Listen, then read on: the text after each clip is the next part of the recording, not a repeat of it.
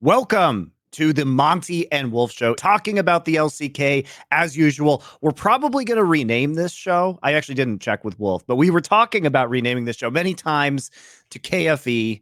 You know what that stands for. So if it does happen to be KFE in your YouTube feed or in your Twitch subscription or whatever you have, that's what it is from now on. Maybe we won't change the name. I don't know. How do you feel about changing the name? See, the problem is we can't actually say the name of the title at the start of the show or YouTube gets angry. Yeah, I like it, but I also feel like at this point everybody knows what the show is, even if we don't name it that. So, we've talked about this our love for the Korean region for a long time, but this time we get to start the year as defending world's champions. So and runner-up. Excuse me, and runner-up. Yes, true, and true. Top three of the top 4 teams. True. Korean, of course. So it's a great time to be a Korean fellatio enthusiast, as we all are if you're watching this show. Really fun. And yes, riding the glory of championship. And we also have 2 very good teams. And I think we have to start with really the narrative, which is so absolutely insane. So we got the DRX win, but more importantly, we got the Deft versus Faker matchup in the finals. And then what happens during the offseason? No. DRX doesn't run it back. Deft then goes to Dom1, which renames terribly as Dplus, but that doesn't matter. So he like joins the evil empire that has been in T1's absence from world championships, joins forces with Showmaker and Canyon, and now we have this incredible anime battle of the super teams within LCK. It's pretty great time to be a Korean League of Legends fan. It really is, and I love our opening because I think the opening video for LCK this season really tells some of the stories very quickly, and in a bite-sized chunk with, the Unbreakable song talking about that quote from Deft where he was like, the most important thing is to make sure you basically, it's hard to translate one-to-one, but that you don't have a broken spirit, like you don't break your mental, like, going into matches, like just make sure your spirit is unbroken. That's the most important thing, that quote he had, and he and Faker both are like the key people in that opening, and then you have the beginning with Barrel holding the LCK logo because he's like, yeah, LCK won Worlds. That's me. I'm the DRX representative. I've been in 3 consecutive World Finals. Turns out I've won 2 of them with 2 different teams. That's it's a pretty good record for Barrel, you have to say. Yeah, and it's one of the only openings, if not the only opening, and I'm like the opening guy. Where Faker actually doesn't look behind him at the end at someone else. Like he's looking, like Deft is in front of him actually, like very slightly in the image, and like he's with Deft. Like I think it's a really cool way of showing, like, yeah, like Faker didn't beat Deft. Deft is an old legend as well, and he deserves that spotlight. And I'm really excited for this year of LCK because I think, yes, we lost a lot of players. Like we did lose Prince, we lost Vikla, we don't have Teddy in the league this year. We have and Teddy didn't perform very well last season, to be fair, but I think he's a legendary player of our league. We have no Pioshik. I know it's a real tragedy for many fans. I like how you go through all these names. Like Teddy doesn't even bother mentioning Pioshik, literal reigning world champion. I will miss Pioshik. I think I'll miss him for his antics and his personality and his good games. I will not miss the less good games, but NA can deal with that now. The TL fans can experience that. Like, oh man, Pioshik was so good this week. I think he might be the top 3 jungler in the LCS. Wait till you see him next week. You just don't know. But yeah, we lost the DRX roster, but it moved into pieces into other places. But some of the teams we're looking at this season too will just take a long time to come online, like Kwangdong Freecs, for example. So summer, I think, could be as competitive as it was last year for LCK. Once these teams kind of figure out how to play together. Yeah, and there's some exciting other information too. So you actually are casting challengers in Korea now, which is going to be broadcast. Some of the games are going to be broadcast in English for the first time ever. So do you want to give people a heads up about that one? Yeah, so you guys can watch at LCK CL Global 2023. It's a weird URL. I didn't pick it. who just, what he's saying is go to his Twitter and click on that link because you're never going to remember that Twitch channel. It's actually Yeah, impossible. it's hard to find, but if you watch on Mondays and Tuesdays, it's starts around the same time that LCK starts, so you can go find it on Twitch, and follow the channel because it's gonna grow, hopefully, and we have a brand new channel and we've already gotten it up to over 2,000 followers very quickly, so hoping that it continues to grow, but so far, everything I was told about Challengers, and I watched a lot of Challengers last year because Chronicler was co-streaming it, and we had a lot of COVID problems, and players were kind of being forced to rotate in because of the old LCK rules, which we luckily fixed that. It was a lot to see, but Challengers looked pretty rough last year. Like it looked like, oh man, this is most of the time not worth watching outside of a few players. But I think it's so far in the first 2 days we've broadcast a lot better this year. We're seeing some actual macro plays, and it seems like some of these players just with an extra year of experience and an extra off season to prepare have looked much better. And seeing players like It's funny. Bulldog, It's funny you say that because you wouldn't necessarily know that by watching Photon play on Vitality over in LEC right now, because just right out of the gate, he's made some really savvy macro and teleport plays. So he doesn't seem like he's coming from a rough system with a lack of macro. yeah, that's like the weird thing about the macro for challengers last year when I launched was there were a lot of flips on Elder, there were a lot of soul fights or Baron fights that decided the game, and it didn't matter if one team scaled better than the other or one team was massively ahead, like 4,000, 5,000, 6,000 gold ahead at that Baron fight. The better engage and the better like snap play on the objective actually usually wins. Last year when I was watching, and this year it does feel like there's a lot more practiced setup and controlling vision and side laning to make sure you get set up where the Baron is going to be taken from, like which angle your opponent's team can approach from and stuff like that. So feels better to watch, thank God, because I'm casting it a lot. I'm casting it right after this show. I'm like, as soon as this show ends, I'm getting on my scooter and I'm driving over to that studio in the freezing cold, and I'm going to be doing 3 best of 3s over there today. So Oh my God. yeah, Enjoy your 9-hour broadcast. Well, I'm glad you're starting it. We get all of your energy before you go over there. So now we have to talk about the teams that are in the actual LCK and how they're doing so far. Obviously, the big stories are T1 and the worst rebrand. I hesitate to say in esports history because really it's just been littered with horrible rebrands, and KT Finger Boom always exists as a bleached skeleton, a stark reminder of how terrible rebrands can be. But Dplus is certainly up there, especially if you are interested in an American style grading system, which is definitely not the grade we would give them after their first week of competition. T1, which retained their entire roster and still looks extremely strong. And then obviously the hype around GenG, the team that was supposed to win Worlds this past year that didn't end up winning Worlds. In fact, had a pretty lousy performance by their own standards in summer, has now lost one of their all-time great players in Ruler, so they switched out their entire bot lane.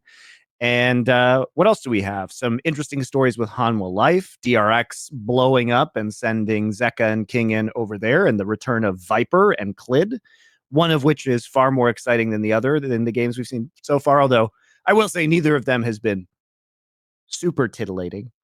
And then we've got some surprises like KT looking kind of okay, and I think Kwangdong Freecs looking better than expected for a team full of former substitute players and rookies. Um, I don't know if we're going to get to Breon because their wins haven't been too interesting yet. I kind of want to hold off on the Breon until they do something, which they may yeah. never do. Um, let's talk about D+ first, and we can start with a little discussion about the rebrand. Um, I was sent the rebrand a few days, maybe 4 or 5 days before it was announced. Someone in the LCK staff sent it to me and just like, hey, be aware this is happening, and I struggled to Vomited believe in it your was mouth. real. Yeah, I struggled to believe it was real at first, and I was really, the logo looked like the Oakley logo, right? But I was like, it also looks like a seatbelt, so maybe that's the Kia angle because their cars are safe. And And then it got worse when I saw their official reasoning for the name change, which is that like they wanted to keep the D from Damwon, and then plus meaning like we get to infinity and beyond, like Buzz Lightyear, is like the idea with this. Um, and yeah, the one thing I will say about the logo is it kind of honors the original Damwon logo. For those who remember Damwon Gaming, like it kind of honors like the weird like The shield. and the old like shield that was like this really long logo, which is really awkward for esports, by the way. If you watch any Yep, old, like if you watch that's Damwon winning true. worlds, like every Riot broadcast, like their logo just like doesn't fit or gets squished. Like this time they just squished it, and made the Dplus KIA logo. I'm not a fan of the name Damwon either, but this reminds me a lot of the LCK rebrand when they took the old Champions logo from OGN, which was the cool like hawk or eagle star, and then they just turned it into two triangles crossing each other that was supposed to represent an eagle. This feels very similar to that, where they took all the character, stripped it out, including just sucking all of the color out of Damwon, because I really liked their teal color, and then now they're just gray. They're just stainless steel Oakley logo, and it feels really bad. So my understanding for the Damwon, the original Damwon branding is Damwon does computer parts and I think like monitors and stuff like that is what their original like what the company was before in the past, is my understanding. And when I started casting League, after Damwon won the world championship as Damwon Gaming, I realized very quickly it was difficult to find any information about Damwon the company, because every time you search Damwon in English or Korean, the only thing that comes up is Damwon won the world championship. Look at this roster. Look at this team, right? And because the company was kind of smaller scale, I think when the team was made, if I'm understanding this correctly, because it's very difficult to find information on this, it may be the case that the rebranding exists because one of your name sponsors can't actually get value if like your team is bigger than your company, and you That's fair. like and you can't actually like Okay. get I, any I value accept. out of it. I Look, don't know. I accept moving away from Damwon Wolf. I totally accept that. I do not accept changing to D plus, which, by the way, if any human being on Earth sees that, they immediately think Disney Plus. And for those fans who are now thinking, well, what if they didn't have Disney Plus in Korea, so they didn't know? They do We have do. Disney Plus in Korea. They do. It's there. You can subscribe to it. It's very common to subscribe to. So there's actually no excuse. It's not just that they didn't have Disney Plus in Korea. They do have it. It is common. And they still don't care and name themselves D plus anyway. Yeah, so that's the bad part. That's the bad news about what happened to Damwon. The good The good news news is they're a very is, good team. yeah, the good news is that as it turns out, Deft was probably. I think a lot of people want to give it to Guma, but I want to give it to Deft in terms of being the best Lucian player in not only the Worlds qualifiers and leading up to Worlds, but like I think at the World Championship, I think Deft's Lucian is the best right now. I think his understanding of how to use pressure and lane, as I would well have as said how, ruler before Worlds, but then I saw Worlds. like if you add those two together, like yeah, Worlds was not great for Gen.G. I mean, it wasn't terrible, but it, again, from the standard we expected from them, it was a little bit of a miss. But Def's solution is incredible, right? And we've seen him play it several times here in the beginning of the season. It is the meta. If you're blue side, you pick Lucian, you control that lane, you crush Zeri, and Zeri won 3 times, if I'm not mistaken, if I'm not counting wrong. There's only a few to count. This week of the LCK, and Lucian was definitely the better of the side of those matchups.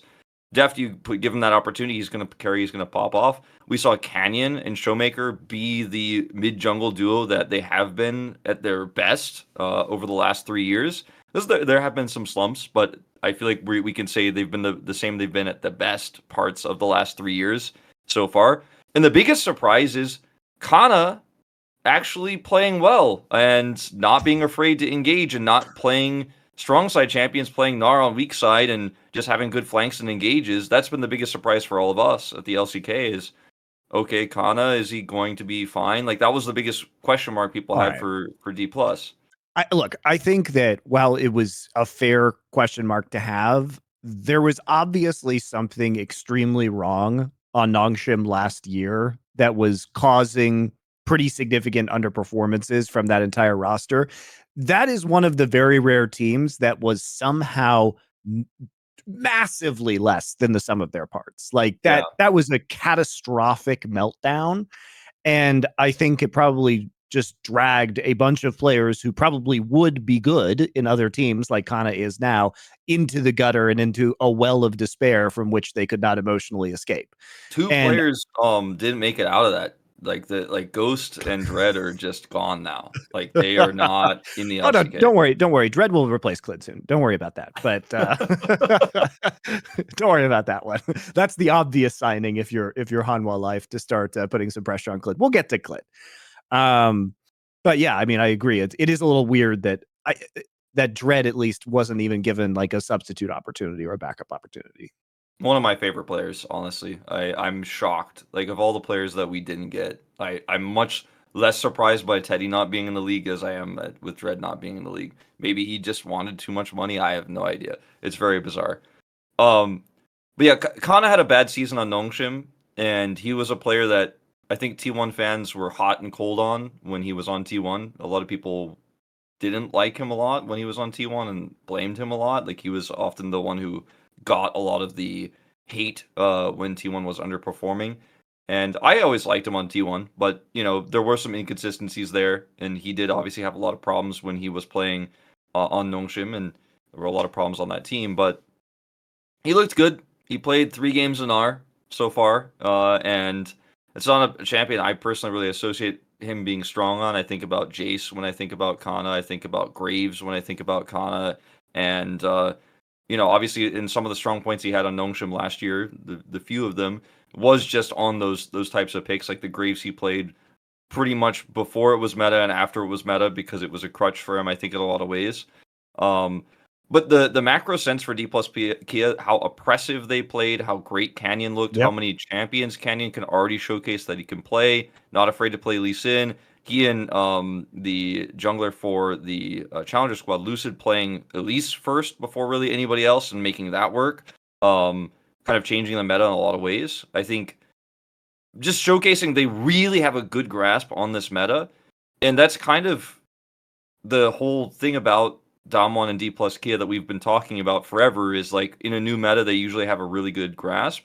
This isn't a new meta per se because it's very similar to what we saw in summer specifically, but it's a new take on that, right? Where we have a little bit more extremes in terms of the side laning being different. We're not playing tank top, and I think the Lucian versus Zeri bottom lane stuff is just way more figured out now than it was before, and a lot harder to play out if you're on the Zeri side, but they know how to punish that super well. So I have a really good feeling about Dplus KIA. Now, the one asterisk to all of this is that they played 2 really weak teams. Like DRX looks really bad, and Live Sandbox also.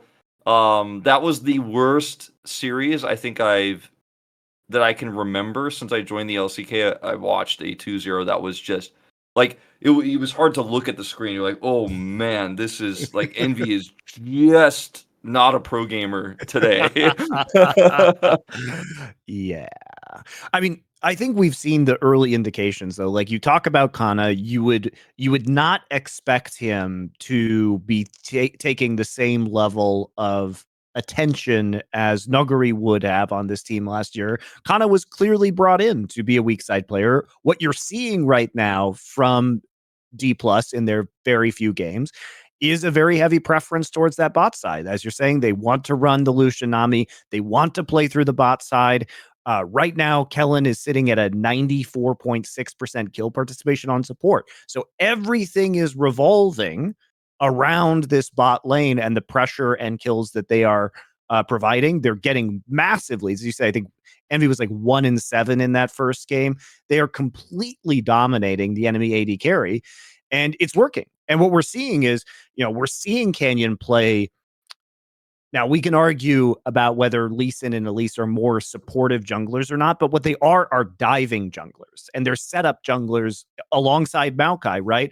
That allow you to make aggressive plays under turret, and that really helps out when you have this Lucian and Nami who can play aggressively. So you really like what you're seeing, but at the same time, they have been kind of one-dimensional, and as you say, they haven't had tough opponents, but they have absolutely body slammed the opponents that are in front of them, right? It's not like, oh, this was kind of like a soft win or they let their foot off the gas. It was just every game pretty much was a clapping, which is what you want to see from a top team.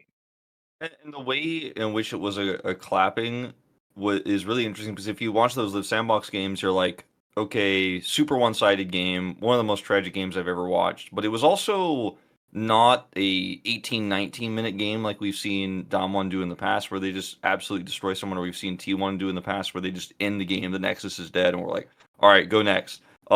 They played it in an extremely oppressive style with their lead. They didn't overextend or give Live Sandbox any team fight opportunities where, Zeri got 3 kills, maybe she can get 3 items, and now there's actually a game that can happen. They're like, nope, just push side lanes, push vision deep, and just sit back and wait for objectives, and take all the Drakes, take the Baron, and end the game slowly and carefully, and kind of squeeze Live Sandbox out. In Live Sandbox's case, DRX in their case as well, very similar style of play, where it's like, DRX, you have to take this terrible team fight on Baron or you lose.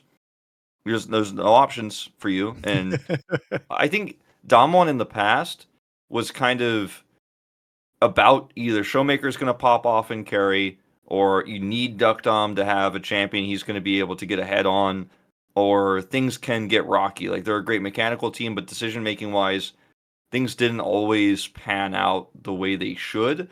And obviously Nuguri was underperforming and then retired, so maybe pro play just wasn't for him. We have to say goodbye to him as well again a second time, but very sad about that. But he obviously wasn't. He never performing. got back into form last year, Yeah. though. I mean, we're going to be honest, like that.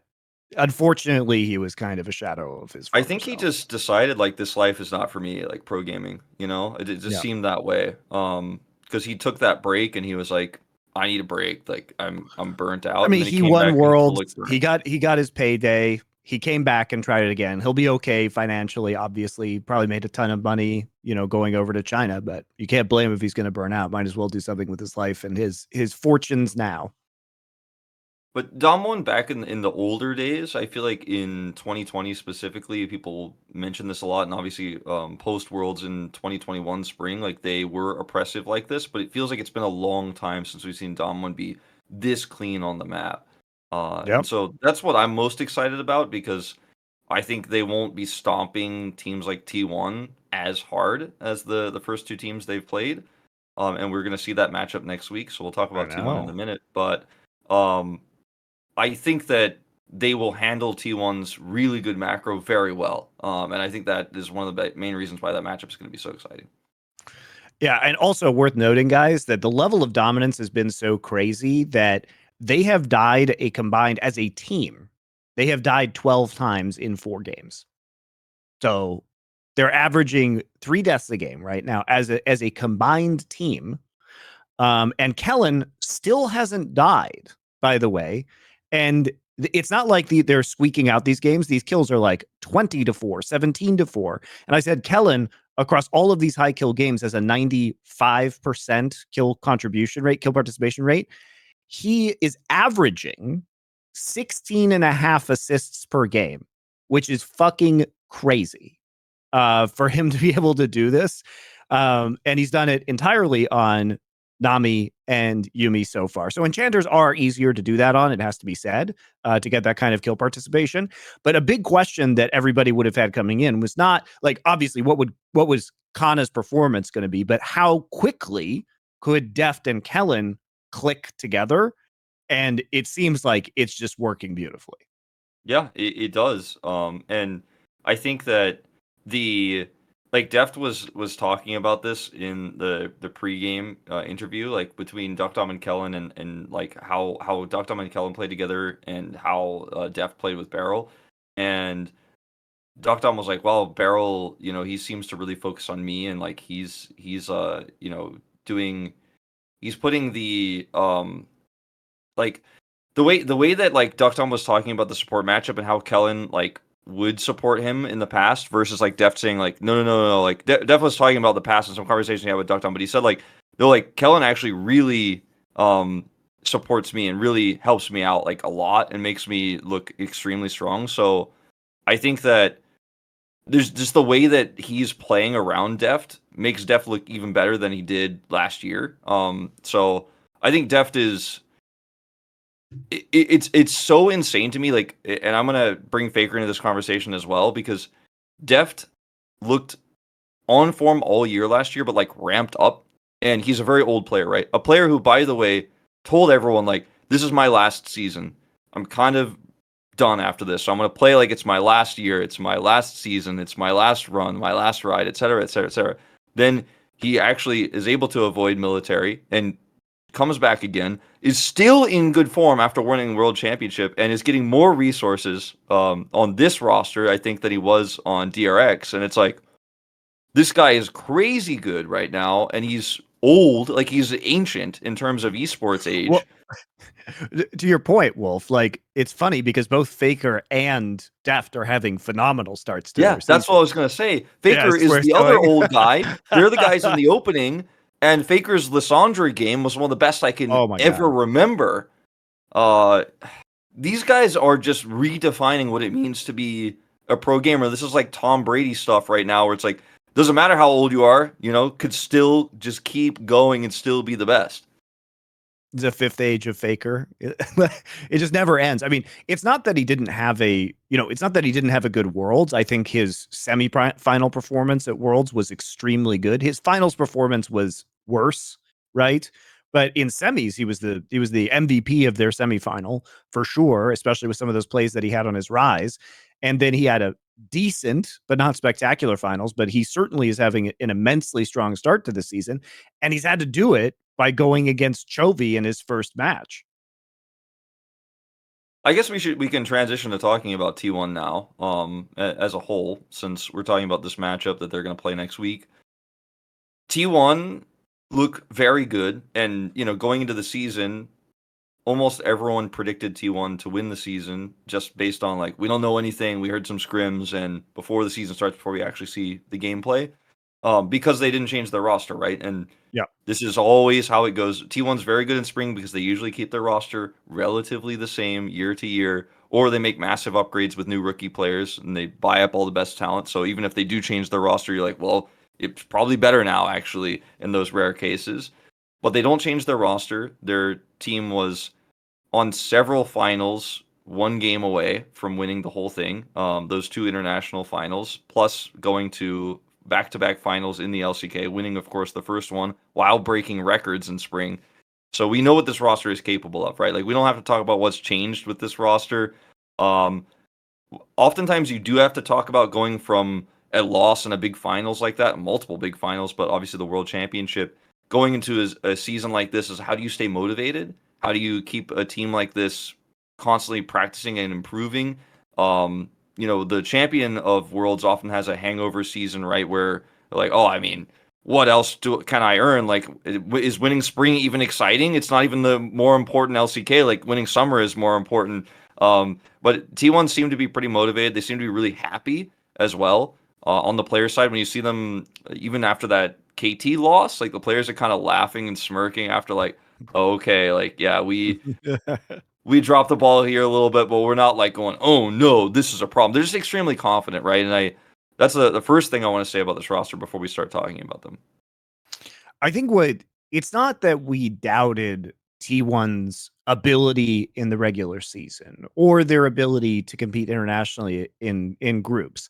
I think the big problem for T1 is that they were in both of the Korea finals, right? And they won one. They got absolutely blown out by GenG in the other.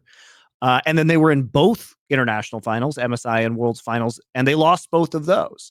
And for me, when I look at that World Finals, it really was theirs to lose. They were coming up against this massive underdog in DRX.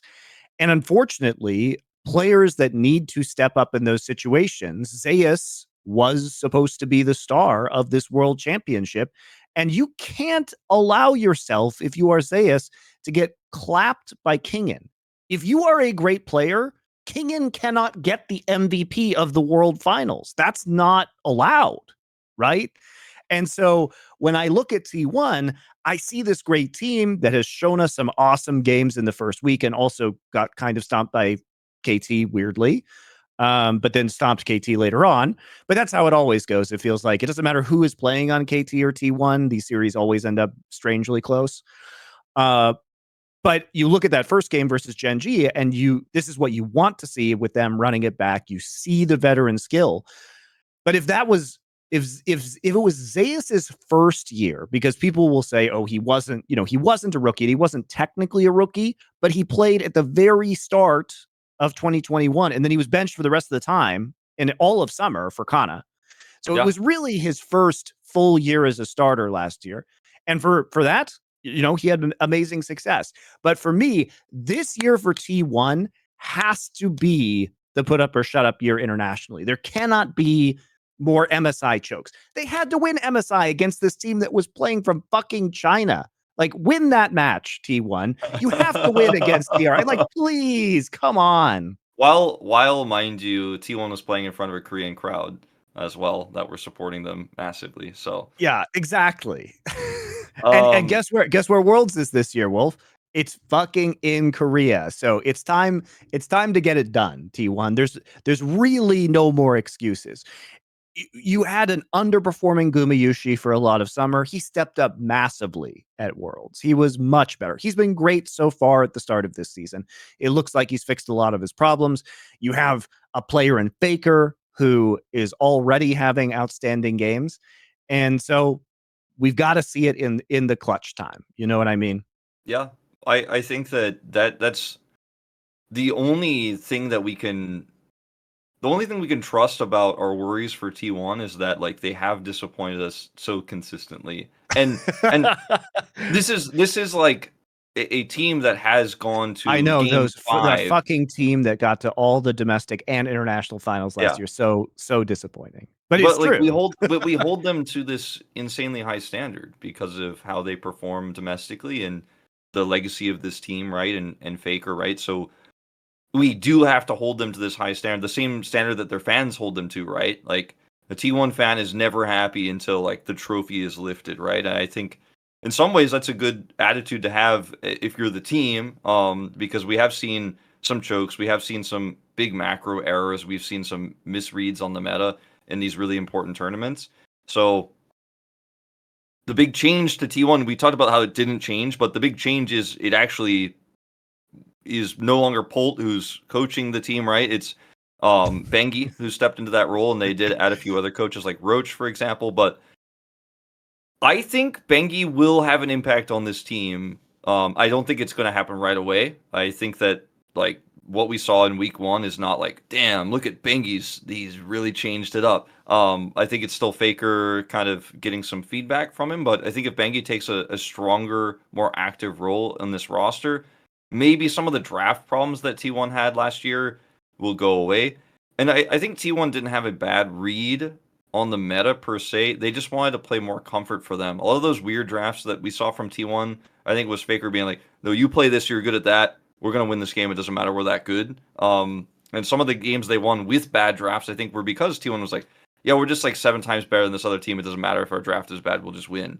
And that attitude will get you very far, but it might not get you to the win in that 5th game in the MSI championship. So I hope that Bengi gets these players to think a little bit more broadly in terms of their champion pools. And I also hope that because Faker and Bengi have won titles together and have worked together for a long time, and Bengi has been on this team, by the way, as a coach for a long time, mostly focused on the challengers and academy side of things. But he has been with this organization for a long time, so he's spending a lot of time with Faker. I think Faker does respect him.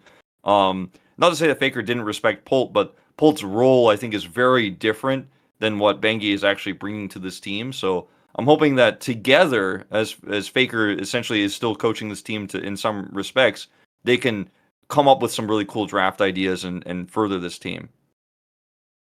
Yeah, and they have, as they've had a harder road, obviously, than Dplus so far. Even though we don't expect KT or Gen.G to necessarily be challenging for a title, I think that would be surprising. Especially, you can't just replace Ruler and Lehens on Gen.G and say, okay, this is going to be the same caliber of team. That's a really unreasonable expectation to take a player, especially Ruler, who's potentially the best at his position in the world, and say, all right, we're going to put a rookie in. It's going to take some time at the very least, even if they are confident in the long term in Peyz. And I think Peyz has had some bright spots, which we'll get to. And KT obviously going to be a good team. They upgraded pretty substantially, you have to say, but it's a new roster coming together. It's only Aiming and Cuz that are remaining, and Keen is coming off a pretty bad year, if we're being honest. Yeah. So he needs to get back up to speed. But he's looked pretty good. So he's looked pretty good so far. So it really, it is T1 and Dplus who are going to be the top teams, but T1 at least has had a little bit more competition from the likes of a KT and Gen.G early on. Yeah, and it's hard to quantify the two teams based on two fairly, like, obviously Dplus stomped two easier teams. I think we could safely say now, after watching all of the teams play their games, like, we know that GenG is stronger than the teams that Dplus Sure. crushed, and T1 did crush GenG as well. But like, you could say like, oh, in some ways that makes T1 look more impressive results wise. Like, if we're gonna try to transitive property this, but for me, I think the way that Dplus KIA played the game gave me more confidence, actually, because that Lissandra game where we saw Faker absolutely dominate, he was playing against Peyz, who's on Zeri trying to farm mid because he lost bottom lane so hard in a 2v2 where he took barrier anyways, and then he doesn't have cleanse for the Lissandra. Like, that game, Faker played an amazing game, and he pushed the envelope. Like, I'm not trying to take anything away from Faker that game, but I think some of the circumstances around how that bottom game or the bottom lane went just meant that T1 had free reign, and it was kind of a party game. It was a let's show off because this game is so free. We're so ahead in all respects. That, like, I'm super hyped for Faker's mechanical skill. Obviously, the guy's still in form, but I don't look at this game and go, yeah, like, Faker's reads on he picked Lissandra. His read on the meta is so sick, and like, T1 really have the comps that we're seeing that are going to really solidify them at number one.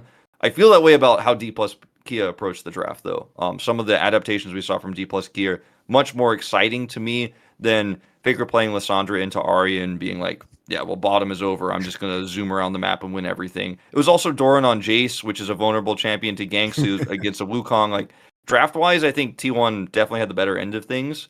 So, yeah, I was more worried about Gen.G, I think, in a lot of ways than I was hyped about T1. And that's going from me predicting T1 to win the season beforehand. Is Gen.G, I think, have a lot of problems they need to iron out. Yeah, but I think you can see the bright spots. Like Peyz in the laning phase has had some pretty good advantages. It's just he's going to take a while to acclimate to the professional scene, and we can use this as a point to compare, T1 and Gen.G. One thing that I loved about seeing that Lissandra game, which was game 2 between T1 and Gen.G, was that it was all the stuff we loved about T1 last year, because it was really like T1 and JDG that were both extremely good at these like long range catches. Like, they would be a screen away and then all of a sudden you would be dead. And it's very difficult, if you have not played against one of those teams that was capable of doing that, to anticipate that you were actually in any sense of danger, because you could be punished in ways that no other team could punish you. So it was very difficult.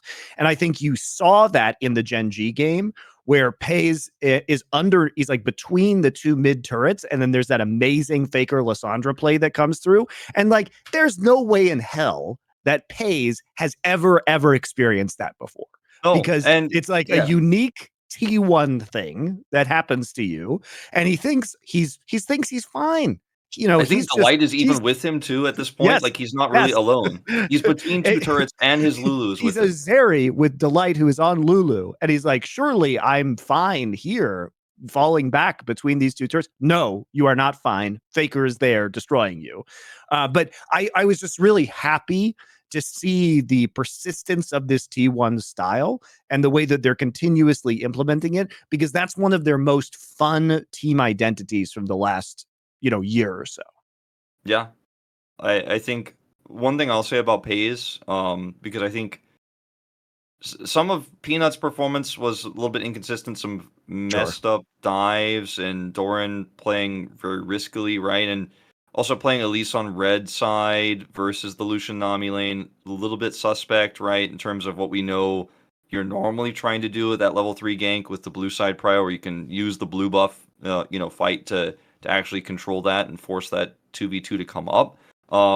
Just a little bit weird in drafting, but anyway, the one thing I will say about Peyz is that his movement looks incredible, even when behind, right? Like his team fighting, his positioning, his game sense when the fight is on, he's not choking those moments, right? And that's what he was most famous for in Challengers, despite Gen.G and Challengers not being one of the top teams. They were kind of mid to lower most of the time last year.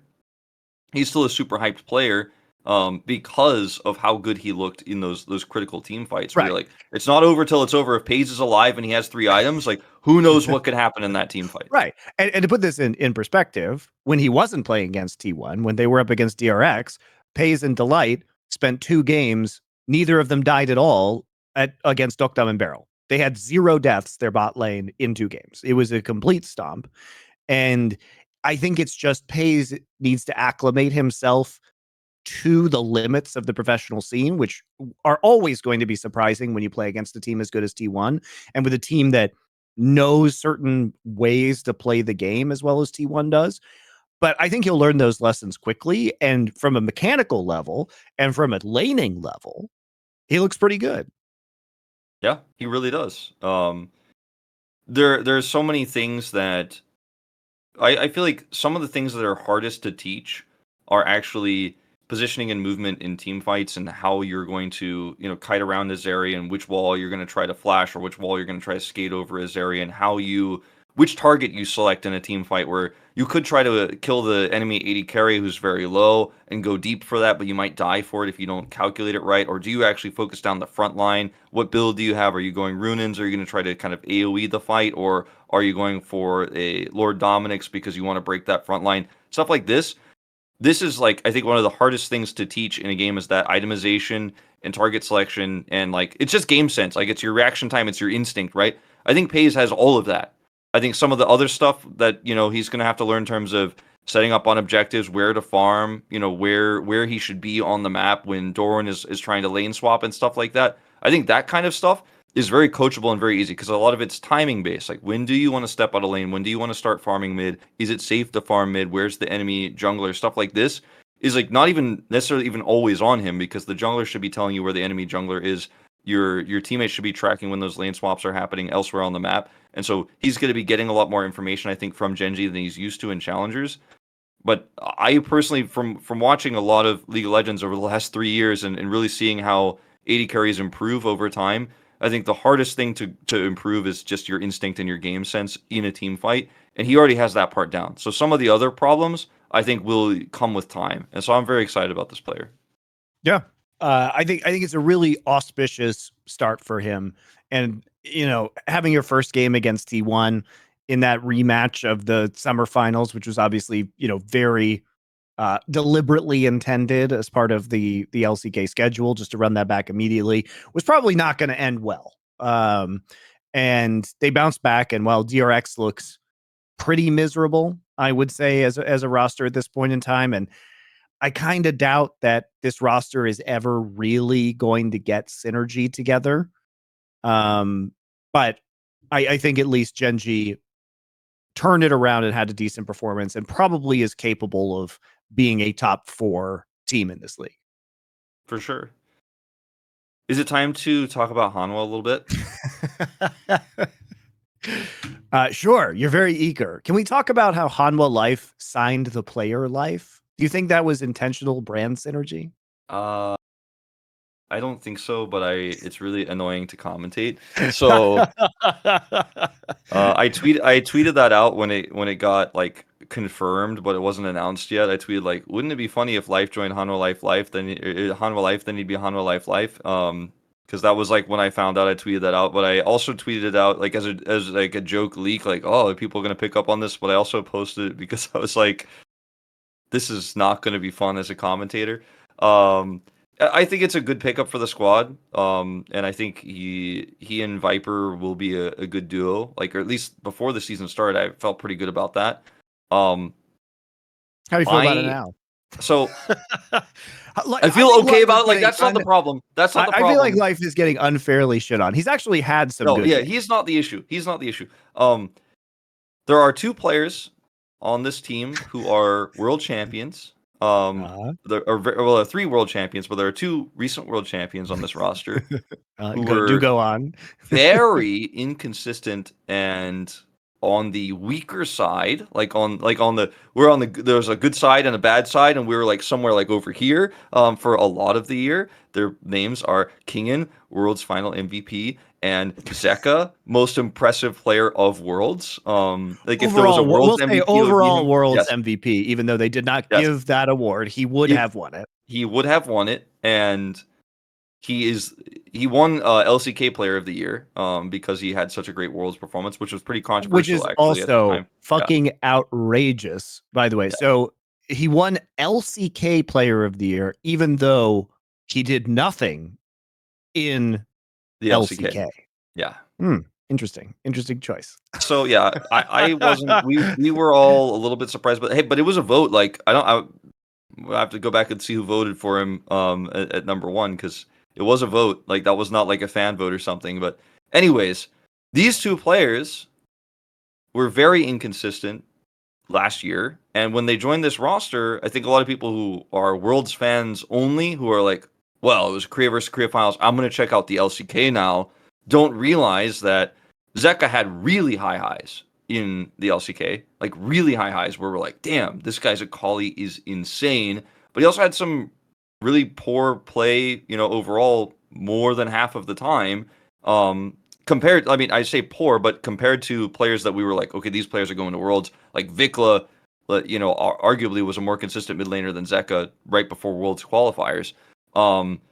And of these 2 players, one of them has had his pop off moments, Zeka, and one of them has not. And as it turns out, they are the 2 solo laners, and there's one player who's trying to connect the solo lanes, moving around the map in the jungle, and he has had a really bad time, and his name is Clid, and it's really weird how, for me, like looking at these signings for Hanwha Life, Viper's back. Hell yeah! I've been saying it. I said it all 2022. If Viper comes back to the LCK, I don't care who we lose. I don't care what happens. That's number 1 what I want. We get him. I was excited about that. Life with him, good. But I was more excited about Clid coming to this team and coming back to Korea than I was Did you about. watch Fun Plus Phoenix games last year? Well, I was going to mention, like, I didn't really watch too many of those because I was casting LCK 5 days a week. I know you think you were excited I about was Clid excited coming because I back. loved Clid on Gen.G. Yes. Yeah, I mean, I am. Yes, if I had been hit on the head and forgotten all those FPX games I watched last year, I I would be with watched you. I watched LPL playoffs and some scattered games. Chronicler will tell you the same thing. We're analysts. We want to watch the LPL. We're lucky that the LPL started before LCK this season, so we actually have time to watch. But there is just no time to watch all the regular season games. So after I watched those Clid games, I read some comments about Clid. I was like asking other people about Clid and looking into some of the LPL stuff, and that's when I realized that everyone was very upset with his LPL performance, and people were like, it was even worse than his LPL performance so far, and I was like, oh no, because I was Oh, kind of positive on Clid. I was like, oh yeah, veteran player, ex Gen.G, FPX like didn't do so well, but maybe it wasn't his fault. How can I know? Okay, I didn't watch that much LPL, but sure. it's not a good look from the start of things here. It's not a good look, and I'm very sad about it. Oh man, there's so much. There's so much to discuss here. If you guys watch some of these games, like, I don't know, just Willard walking into his jungle at level 3 and just 1v1ing him for first blood without him using, like, using his Arctic Assault on Sejuani to, like, instead of escape and flash, just to cue the monkey and then not flash and then die. It's a very weird choice. Yeah, Um, but I think Clid. I'm going to defend Clid. I know this is going to sound crazy, okay, guys. But if we actually go through the games that they've played, there have been some really serious issues that really have nothing to do with Klid. So yes, Klid has died in some stupid situations, but Klid has also been pretty good at getting objectives on the map. And he's also had to play in a lot of very passive / losing matchups. Like he's mostly been on Sejuani or Maokai duty. Now he has died to Sejuani as Maokai in the jungle, which, there's some questions there. But my Klid defense goes like this.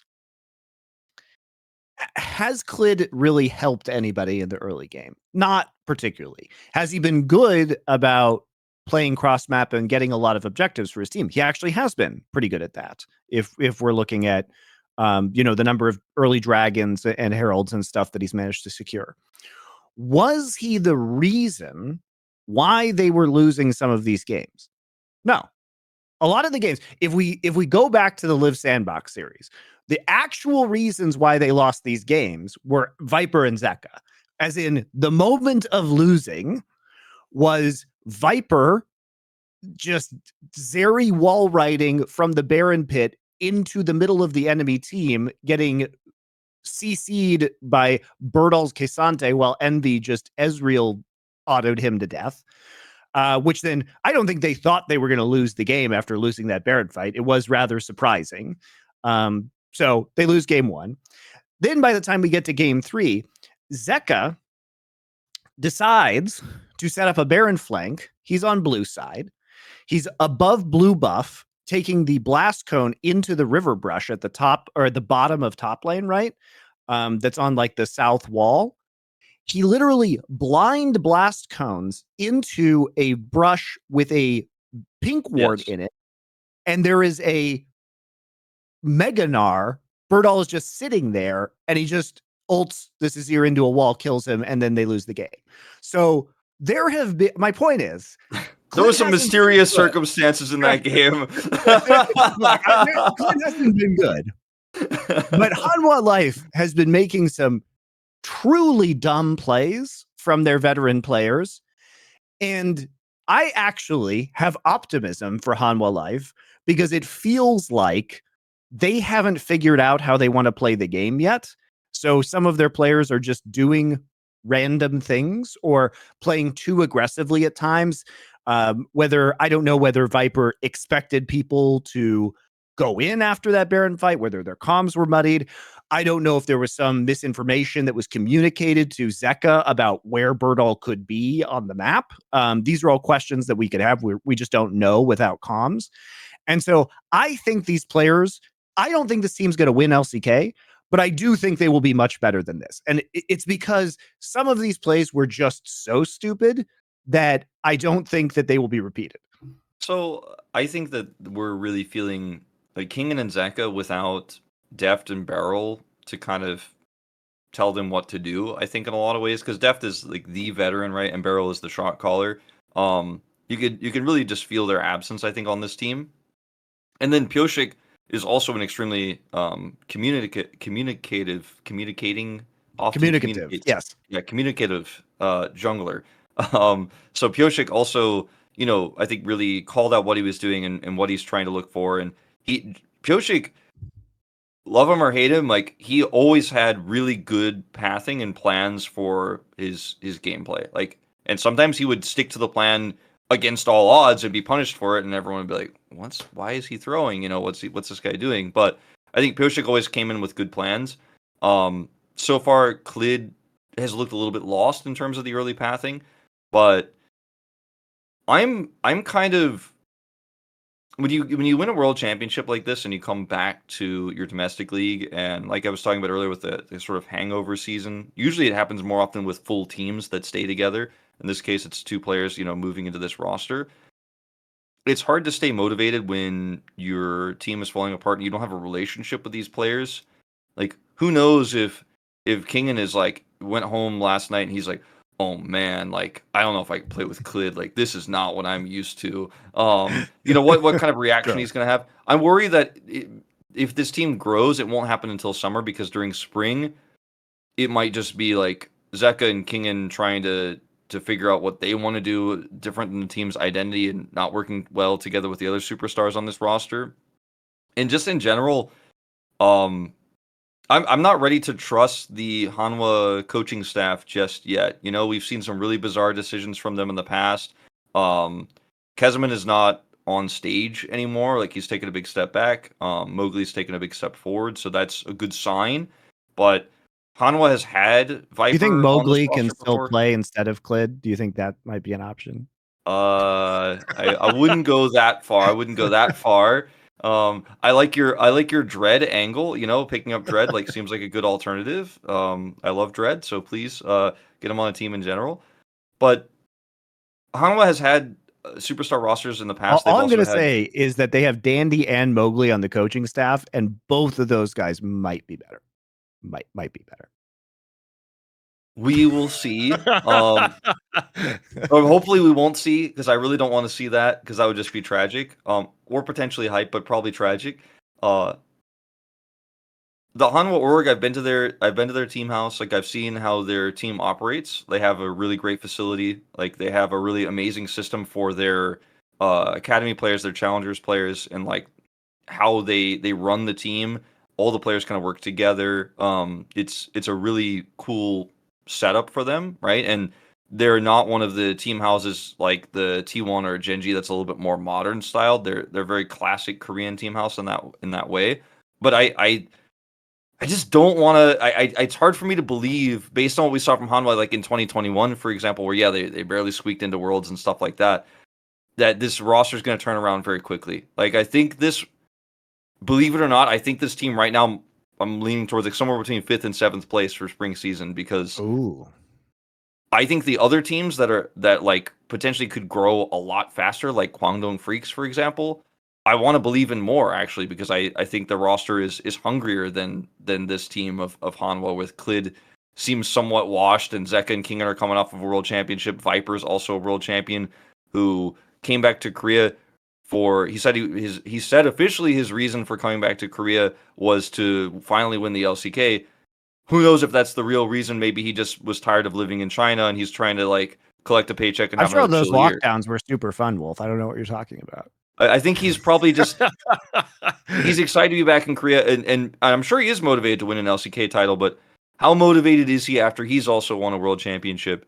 I think I look at the Kwangdong Freecs roster, for example, and I'm like, this team is way more motivated to play well and grow well extremely quickly, even if CV Max makes crazy decisions and puts Moham in for some reason and it doesn't make sense at all. Like, hey, I think that team is going to try a lot, learn a lot, and grow very fast. And I am worried about Hanwha's future. I think next week when we do this episode, I might have a different opinion, but right now I'm pretty low on the team, Look, honestly.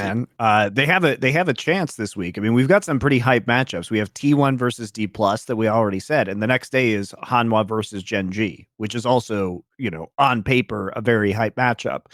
And they play KT, so it's a good test, I think, for Hanwha Life this week. Those are the two other teams that you would consider to be rounding out the top four right now. So if they are indeed a top four team, now would be the most excellent time for them to display that to us. I think it's going to be tough though. And honestly, I feel like Hanwha just got fucking fleeced. If I'm going to be honest with you, because the odds, and people are going to say, "Oh, Zeka's been very good." Yes, he has been very good on the Zeka champs. Did he look good on Azir? Not particularly. So we're right back to square one there. He did actually look good on Azir by the World Finals, but for most of Worlds, his Azir was not looking super sharp, and it was a problem. Is he still good on the Silas? He's still good on the Akali? Yes. Yeah. I mean, that was never in question. But would Zeka maintain that form? Would Kingen maintain that form? It seems like the wrong time to buy high on those two guys, because the odds that they were going to maintain that level were not good. And who knows about Viper, right? I think Viper was definitely a top 2 AD carry in the world from his LPL playoff performances coming into this particular tournament, but you're going to be putting him up with a new support in this lane. It's going to take time. And then you're getting Klid, who I think by all accounts, people would say is coming off a pretty down year on FPX. So will they get Dread? Will they try and retinker this roster? Can this roster actually ever click at a high level? I think I agree with you, Wolf, that this roster is probably, I think, optimistically fourth. We did yesterday, spoilers, because it's not released yet, but yesterday we did a like kind of overreactions what we think based on week 1 the standings are going to be, and I think I put Hanwha at either 6th or 7th, like because I was just like I wouldn't go that so far. down on them. But I think we're gonna learn a lot about how much depth and barrel meant to the DRX roster. I think like that's kind of like my final take on Hanwha is just that there clearly was some miracle that happened leading to Worlds. Like Deft got this team in shape, said like, "Hey, this is potentially my last season. I really want to do this. I'm super motivated. We can do this." And like motivated Zeka to have an incredible performance. And like he turned his 1 out of 5 games amazing performances in LCK to a 5 out of 5 games amazing performances in Worlds.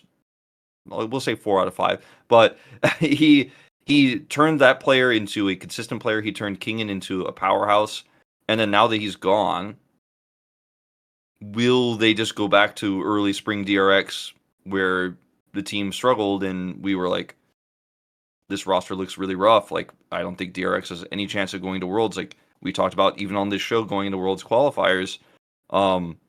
That's the concern is like how important was Deft for these players, and without him, can they grow on a different team? Is the question that I think Hanwha has to answer, or they might not be going to playoffs.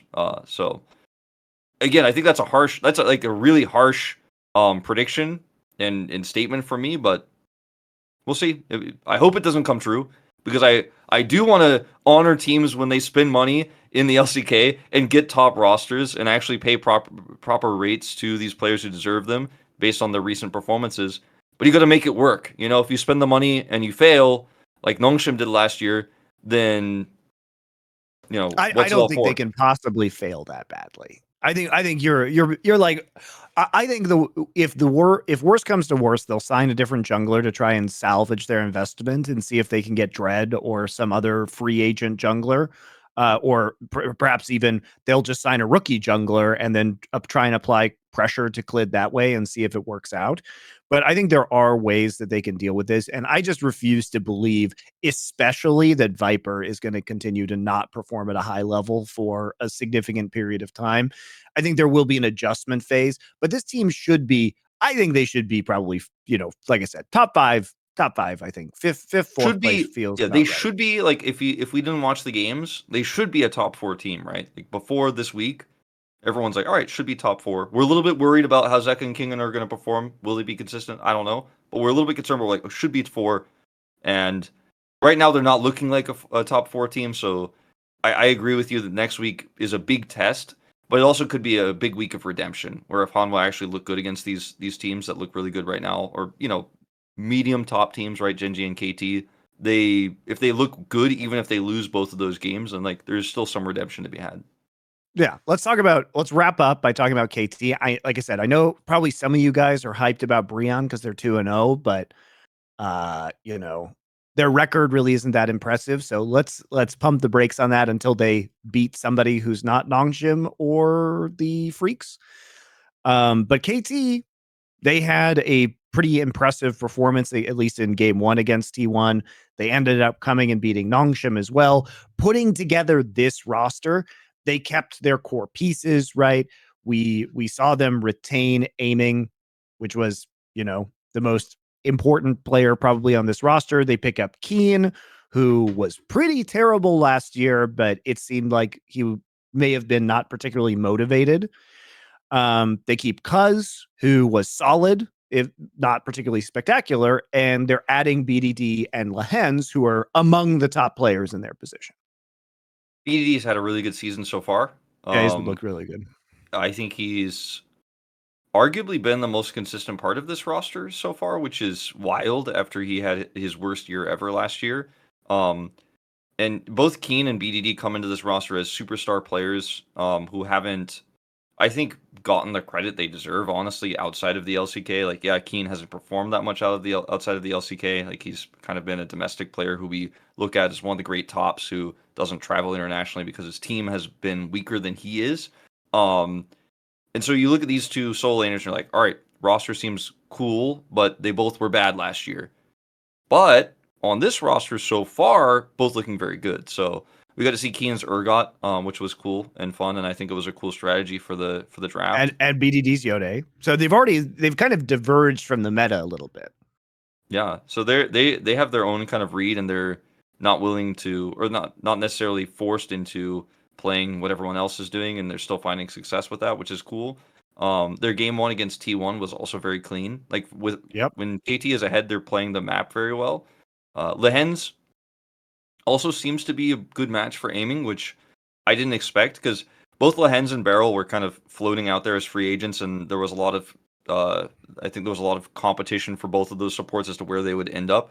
And I actually wanted it to be the other way, where Beryl actually goes to KT Mm. and Lehens goes to DRX. Like I thought that would be the best thing to happen for the LCK in terms of their lane partners. Like I was like, oh man, Duck Dom with Lehen sounds like a sick lane, and Beryl coming with aiming, like having Beryl shot calling on KT would be amazing. But as it's turned out, like Lehen seems to be a really good fit. And he's laned very aggressively, and aiming looks solid not only in the late game, because in the past we're like, oh yeah, aiming gets to late game, 3 items, he's gonna pop off type of player, similar to Prince. They were both on the edge of going to Worlds. Both of these AD carries extremely similar playstyle, and it was partially due to the meta, but they performed really well outside of the lane. But so far, aiming has looked very good in the lane too with Lehen, so that's pretty promising to me.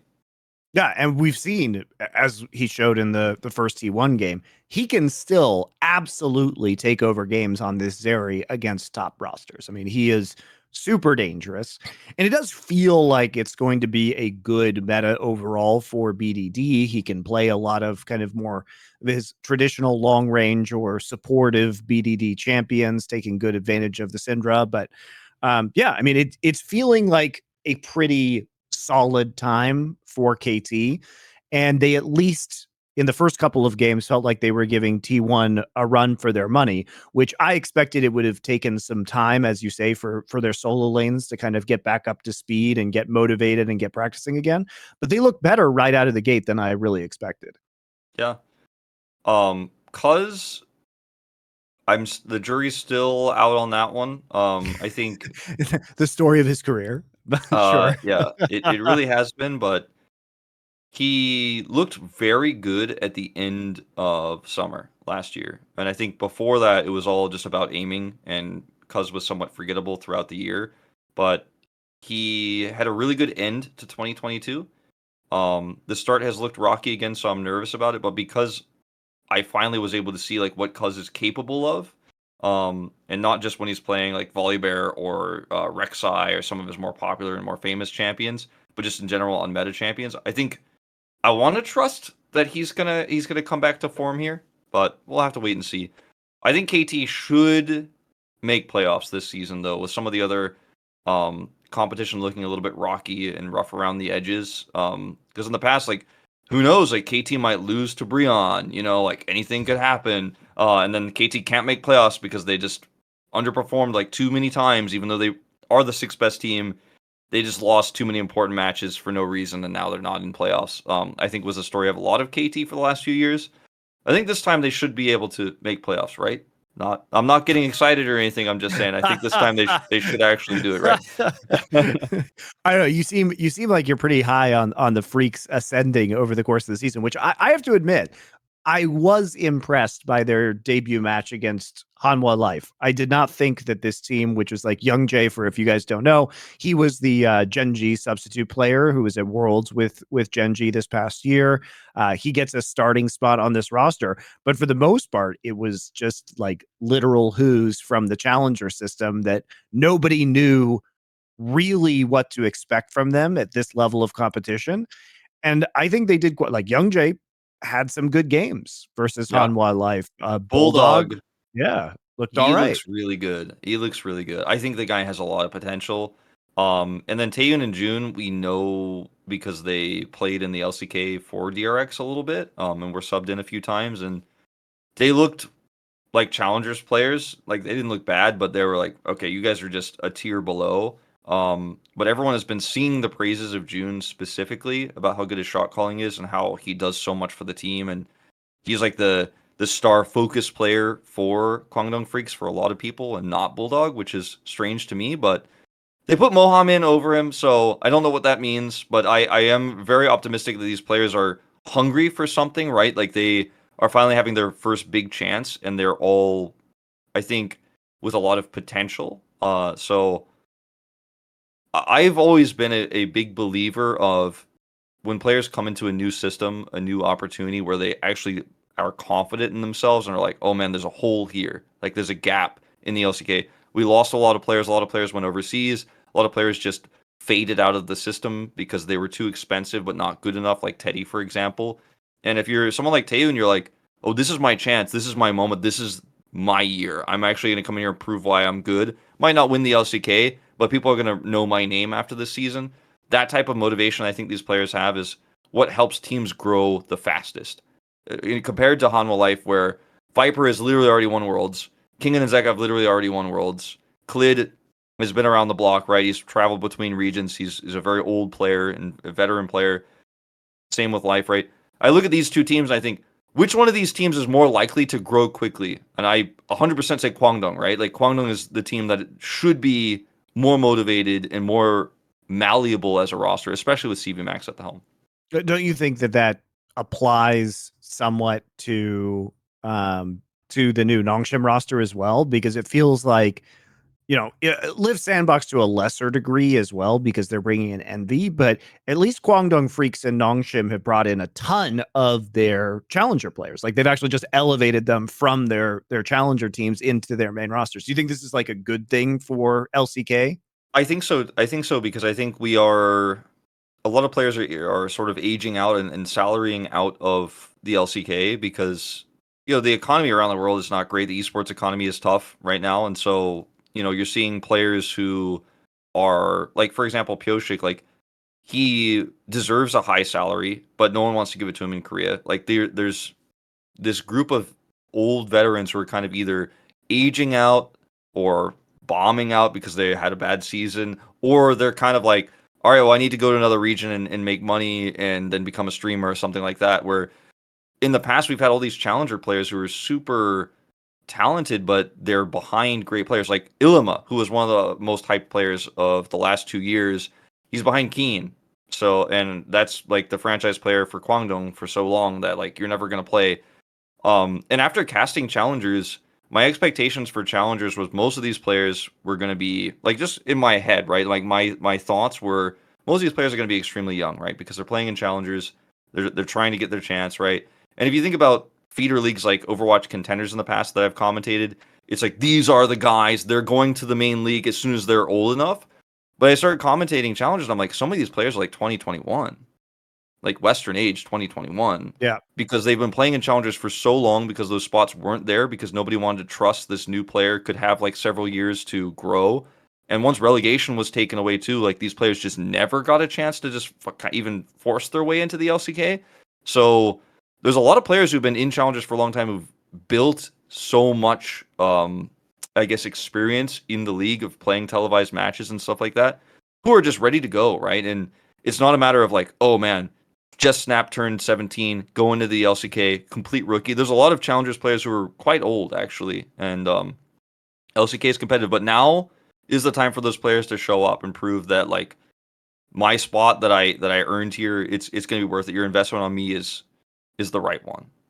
I also just appreciate because it motivates me to actually watch some of these teams out of curiosity, and I at least I can feel when I've watched Kwangdong play in their couple matches this season, it feels like they really want to win. And it Yeah. feels like they're actually trying things and they're playing aggressively and they're being risky. It's the same shits that kind of made Live Sandbox fun to watch last year, which is, they're not always going to make the right play, but they're fun to watch. And it's early days, obviously, for the Kwangdong Freecs in this roster, but I have at least enjoyed watching their matches, even if they're not the best League of Legends teams in the league, which is important because, I didn't want to watch Nongshim last year because they were just too fucking depressing with all of their terrible veteran players being way worse than they had any right to be.